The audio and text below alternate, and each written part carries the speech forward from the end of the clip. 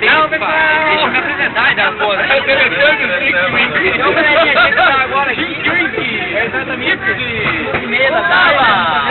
Eu entrei aqui no Beto Carreiro, cidade de Penha, vai vir.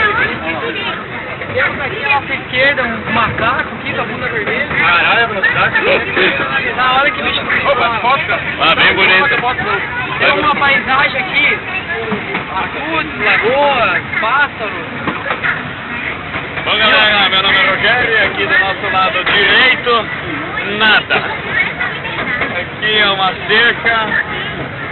Aqui algumas pessoas cercadas dentro de um cercado. Agora eu vou cortando pro Cristiano, câmera 18, câmera 18. Só pra lembrar vocês que tá embalando isso aqui, cara. E se a gente não voltar vivo desse passeio, foi bom conhecer todo mundo.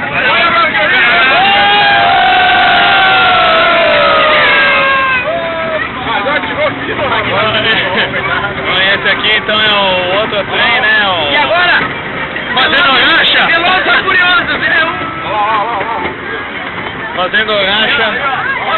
Vai fazendo foto, vai fazendo foto. Vai, pra mim ver. Galerinha, temos aqui na frente um macaco dando um pequeno show aqui, ó. Filma lá, Rogério. Macaco.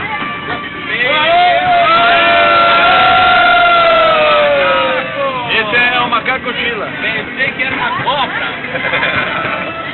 Bom, aqui à nossa direita, a linhas Palmeiras. Só Palmeiras. Vamos continuando nosso vídeo. Vou ter que parar de gravar que vai acabar a bateria. Galerinha, Então vamos se despedir. sensacional aqui, ó. Um privilegiado. Beijo aqui, ó. Rogério Leandro.